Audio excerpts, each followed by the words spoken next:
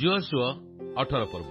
ଅନନ୍ତର ଇସ୍ରାଏଲ ସନ୍ତାନଗଣର ସମସ୍ତ ମଣ୍ଡଳୀ ଶିଲୋରରେ ଆପଣମାନଙ୍କୁ ଏକତ୍ର କରି ସେଠାରେ ସମାଗମ ତମ୍ବୁ ସ୍ଥାପନ କଲେ। ଦେଶ ସେମାନଙ୍କ ସମ୍ମୁଖରେ ପରାଜିତ ଥିଲା। ସେ ସମୟରେ ଇସ୍ରାଏଲ ସନ୍ତାନଗଣ ମଧ୍ୟରୁ ଅଧିକାର ଅପ୍ରାପ୍ତ 7 ବଂଶ ଅବଶିଷ୍ଟ ଥିଲେ। ତହିଁରେ ଯୋଶୁଆ ଇସ୍ରାଏଲ ସନ୍ତାନଗଣକୁ କହିଲେ, ସଦାପ୍ରଭୁ ତୁମ୍ଭମାନଙ୍କର ପୂର୍ବପୁରୁଷ ଗଣର ପରମେଶ୍ୱର ତୁମ୍ଭମାନଙ୍କୁ ଯେଉଁ ଦେଶ ଦେଇଅଛନ୍ତି ସେଠାକୁ ଯାଇ ତାହା ଅଧିକାର କରିବାକୁ ତୁମେମାନେ କେତେ କାଳ ଆଳସ୍ୟ କରିବ? ତୁମେମାନେ ପ୍ରତ୍ୟେକ ବଂଶ ପାଇଁ 3 ଜଣ ଦିଅ, ତହିଁରେ ଆମ୍ଭେ ସେମାନଙ୍କୁ ପଠାଇବା। ସେମାନେ ଉଠି ଦେଶ ଦେଇ ଭ୍ରମଣ କରି ଲୋକମାନଙ୍କର ଅଧିକାର ଅନୁସାରେ ତାହା ଲେଖି ଆମ୍ଭ ନିକଟକୁ ଫେରି ଆସିବେ। ପୁଣି ସେମାନେ ତାହା 7 ଭାଗରେ ବିଭାଗ କରିବେ। ଦକ୍ଷିଣ ଦିଗରେ ଆପଣା ସୀମାରେ ଜିହୁଦା ରହିବ ଓ ଉତ୍ତର ଦିଗରେ ଆପଣା ସୀମାରେ ଯୋସେଫ ବଂଶ ରହିବେ। ଏ ରୂପେ ତୁମେମାନେ ଦେଶକୁ 7 ଭାଗ କରି ତାହା ଲେଖି ଆମ୍ଭ ନିକଟକୁ ଆଣିବ। ତହିଁରେ ଆମ୍ଭେ ଏ ସ୍ଥାନରେ ସଦାପ୍ରଭୁ ଆମ୍ଭମାନଙ୍କର ପରମେଶ୍ୱରଙ୍କ ସାକ୍ଷାତରେ ତୁମ୍ଭମାନଙ୍କ ନିମନ୍ତେ ଗୁଲିବାଣ୍ଟ କରିବା। କାରଣ ତୁମ୍ଭମାନଙ୍କ ମଧ୍ୟରେ ଲେବୀୟମାନଙ୍କର କୌଣସି ଅଂଶ ନାହିଁ, ଯେହେତୁ ସଦାପ୍ରଭୁଙ୍କର ଯାଜକତ୍ୱ ପଦ ସେମାନଙ୍କର ଅଧିକାର। ଆଉ ଗାଦ ଓ ରୁବେନ ଓ ମନଶୀର ଅର୍ଦ୍ଧବଂଶ ଜର୍ଦ୍ଦନ ପୂର୍ବ ପାରିରେ ସଦାପ୍ରଭୁଙ୍କ ସେବକ ମୋଶାଙ୍କ ଦ୍ୱାରା ଦତ୍ତ ଆପଣା ଆପଣା ଅଧିକାର ପାଇଛନ୍ତି। ଏଥିରେ ସେହି ଲୋକମାନେ ଉଠି ଯାତ୍ରା କଲେ। ପୁଣି ଯୋଶୁଆ ସେହି ଦେଶ ବିଷୟ ଲେଖିବା ପାଇଁ ଯିବା ଲୋକମାନଙ୍କୁ ଆଜ୍ଞା ଦେଇ କହିଲେ, ତୁମେମାନେ ଯାଇ ଦେଶ ଦେଇ ଭ୍ରମଣ କରି ତହିଁ ବିଷୟରେ ଲେଖ ଓ ଆମ୍ଭ ନିକଟକୁ ପୁନର୍ବାର ଆସ।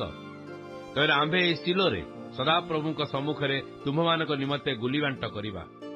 ଏଥିରେ ସେହି ଲୋକମାନେ ଯାଇ ଦେଶ ଦେଇ ଭ୍ରମଣ କଲେ ଓ ନଗର ଅନୁସାରେ 7 ଭାଗ କରି ପୁସ୍ତକରେ ଲେଖିଲେ। ତେଣୁ ଶିଲୋସ୍ଥିତ ଛାଉଣିକି ଯୋଶୁଆଙ୍କ ନିକଟକୁ ଫେରି ଆସିଲେ। ଏଥିରେ ଯୋଶୁଆ ଶିଲୋରେ ସଦାପ୍ରଭୁଙ୍କ ସମ୍ମୁଖରେ ସେମାନଙ୍କ ନିମନ୍ତେ ଗୁଲିବାଣ୍ଟ କଲେ। ପୁଣି ଯୋଶୁଆ ସେହି ସ୍ଥାନରେ ଇସ୍ରାଏଲ ସନ୍ତାନଗଣର ବିଭାଗ ଅନୁସାରେ ଦେଶ ବାଣ୍ଟ କରି ସେମାନଙ୍କୁ ଦେଲେ। ତେଣୁ ବିନ୍ୟାମିନ ସନ୍ତାନମାନଙ୍କର ବଂଶର ବାଣ୍ଟ ସେମାନଙ୍କ ବଂଶାନୁସାରେ ଉଠିଲା। ସେମାନଙ୍କ ବାଣ୍ଟର ସୀମା ଜିହୁଦା ସନ୍ତାନଗଣର ଓ ଯୋସେଫ ସନ୍ତାନଗଣ ମଧ୍ୟରେ ହେଲା। ସେମାନଙ୍କର ଉତ୍ତର ସୀମା ଜର୍ଦ୍ଦନଠାରୁ ହେଲା, ଆଉ ସେ ସୀମା ଜିରିହୋ ଉତ୍ତର ପାର୍ଶ୍ୱ ଦେଇ ଗଲା। ତେଣୁ ପଶ୍ଚିମ ଦିଗସ୍ଥିତ ପର୍ବତମୟ ଦେଶ ଦେଇ ଗଲା। ପୁଣି ବୈଥାବନ ପ୍ରାନ୍ତର ନିକଟରେ ତହିଁର ସୀମା ହେଲା। ସେଠାରୁ ସେ ସୀମା ଲୁଜ୍କୁ ବା ଦକ୍ଷିଣ ଆଡ଼େ ଲୁଜ୍ର ପାର୍ଶ୍ୱ ପର୍ଯ୍ୟନ୍ତ ଗଲା। ଏହାକୁ ବୈଥଲ କହନ୍ତି। ପୁଣି ନିଚସ୍ଥ ବୈଥାରଣ ଦକ୍ଷିଣସ୍ଥିତ ପର୍ବତ ଦେଇ ଅଟାରତ ଅର୍ଦ୍ଦର ଆଡ଼କୁ ଗଡ଼ିଗଲା।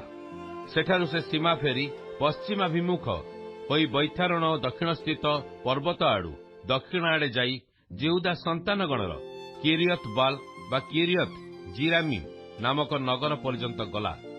ଏ ପଶ୍ଚିମ ସୀମା।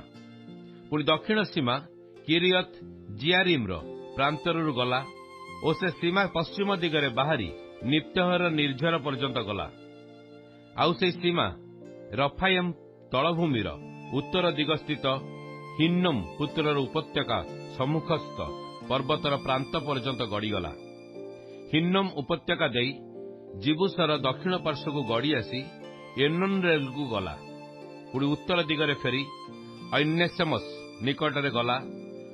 ଅଦୁମିମ୍ ଘାଟି ସମ୍ମୁଖସ୍ଥ ଗଲିଲୋତ ଆଡ଼କୁ ଯାଇ ରୁବେନ ବଂଶୀୟ ବୋହନର ପ୍ରସ୍ତର ପର୍ଯ୍ୟନ୍ତ ଗଡ଼ିଗଲା।